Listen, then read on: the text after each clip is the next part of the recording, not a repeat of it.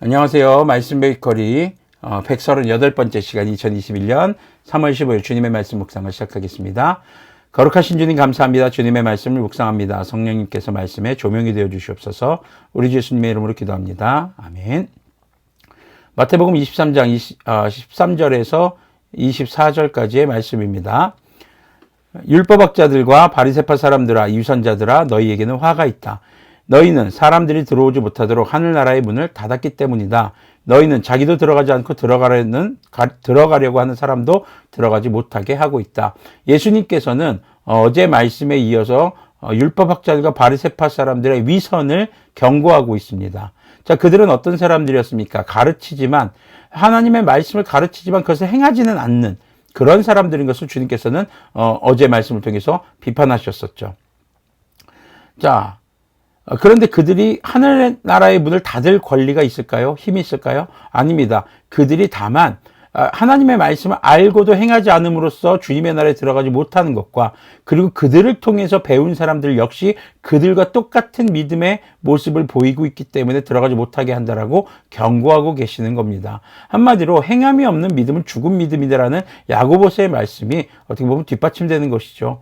죽은 믿음. 하늘나라, 주님의 나라에 들어가지 못하는 믿음인 것입니다. 14절은 이제 없음이라고 되어 있지만 다른 고대 사본들은 이런 기록이 있습니다. 이 위선자인 율법학자들과 바리새파 사람들아 너희에게 화가 있다. 너희는 과부의 집을 삼키고 남에게 보이려고 길게 기도한다. 그러므로 너희는 무서운 심판을 받을 것이다. 자, 과부의 집을 삼킨다. 어려운 자들을 더 착취하거나 그들을 돌보지 않는 것입니다. 또 남에게 보이기 위한 기도, 외식하는 기도였죠. 그래서 예수님께서는 주기도문을 가르쳐 주시기 전에 너희는 외식하는 자와 같이 기도하지 말고 또 중언부언 한 말 또 하는 기도를 하지 말아라. 지금 이 바리새파 사람들이나 율법학자들 당시 종교 지도자들이 그랬던 거예요. 일부러 길게 기도해서 자신의 의의를 드러내고 자신이 굉장히 거룩한 사람인 것 마냥 행동했던 겁니다. 15절을 보면요. 율법학자들과 바리새파 사람들아 위선자들아 너희에게 화가 있다. 너희는 개종한 사람을 만들려고 바다와 육지를 두루 다니다가 하나가 생기면 그를 너희보다 배나 더 못된 지옥의 자식으로 만들어버리기 때문이다. 눈먼 인도자들아 너희에게 화가 있다. 너희는 말하기를 누구든지 성전을 두고 맹세하면 아무래도 좋으나 누구든지 성전에 금을 두고 맹세하면 지켜야 한다라고 말한다. 지금 바리새파 사람들 율법학자들 무슨 문제가 있었냐면은 자 성전을 두고 맹세하는 것은 뭐 그냥 안 지켜도 돼. 근데 거기에 있는 금을 두고 맹세하면 지켜야 돼.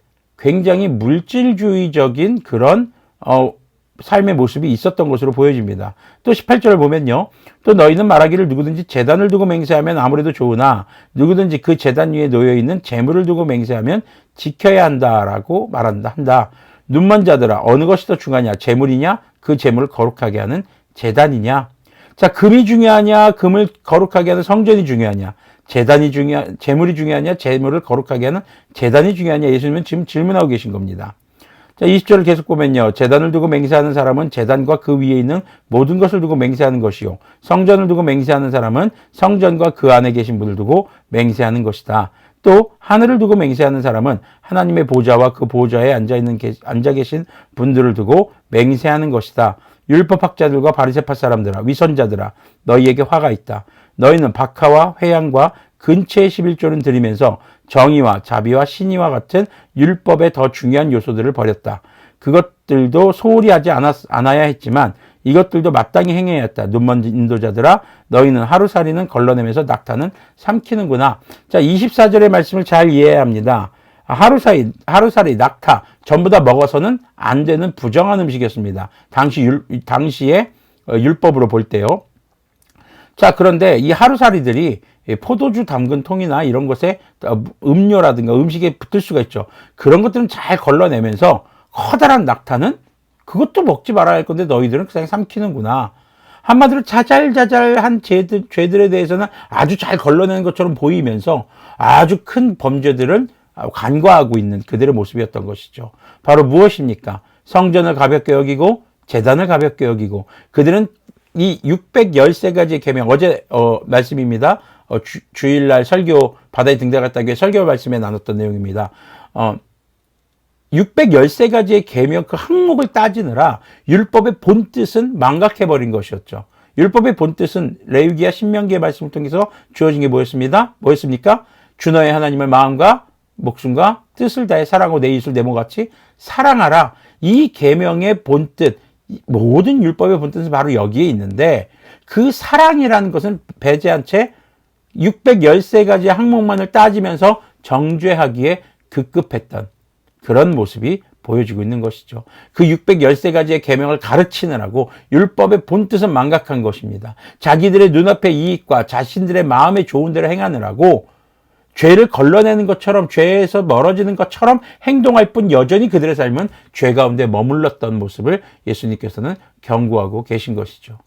우리가 교회를 다닙니다. 기도를 합니다. 주님의 말씀을 묵상합니다. 지금도 이렇게 말씀 베이커리를 보면서 우리가 주님의 말씀을 묵상하고 있습니다. 그러나 행함이 없는 믿음, 내 삶에 변화가 없는 믿음은 결국에는 죽은 믿음이 되는 것이고, 우리가 예수님의 이런 경고를 받는 당시 종교 지도자들처럼 우리도 정말 하나님 나라에 들어가지 못하게 되는 그런 불상사가 생길 수도 있다는 것을 우리는 기억해야겠습니다. 결국은요, 행함이 없는 믿음, 삶이 변하지 않는 믿음, 어떤 행함입니까? 하나님을 사랑하고 나 자신을 사랑하듯이 이웃을 사랑하는 이 사랑의 세 가지 양상의 종합적인 사랑의 모습이 없다면 결국엔 죽은 믿음이라는 경고를 우리에게 계속 해주고 계신 것입니다. 교회를 다니시면서 성공하기 위해서 교회를 다니십니까? 주님을 믿으면서 여러분들의 삶에 두려운 일들이 생기지 않기를 바라는 마음에서 혹시 주님을 믿으십니까? 우리의 믿음을 다시 한번 점검해 보아야겠습니다. 다니엘과 세 친구들이 포로로 잡혀가서 풀무풀 앞에서 그들이 했던 고백. 주님께서는 우리는 반드시 구원하실 것입니다. 그러나 그리 아니하실지라도 우리는 주님을 떠나지 않고 주님을 섬길 것입니다. 주님께 감사할 것입니다. 바로 그런 믿음. 어쩌면 우리 주님께서는 이 경고의 메시지를 통해서 우리의 믿음의 목적과 본질을 다시 한번 점검하게 하시는 것 아닐까요? 함께 기도하겠습니다. 거룩하신 주님 감사합니다. 우리가 살아있는 믿음의 소유자가 되기를 원합니다. 주님의 말씀을 따라, 성령님의 충만함을 따라 주님의 말씀을 밝히 분별하며 선악을 분별하여 선은 행하고 악은 멈추며 주님께서 기뻐하시는 삶의 열매들을 맺어갈 수 있는 그런 참된 그리스도인의 모습으로 살아가기를 소망합니다.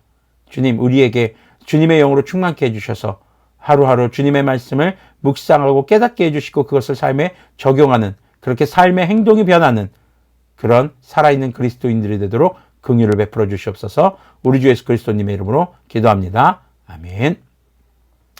네, 오늘도 여러분들의 삶에 이런 경고의 메시지가 울렸기를 소망합니다. 경고를 들으셨을 때 빨리 바로잡아야 합니다.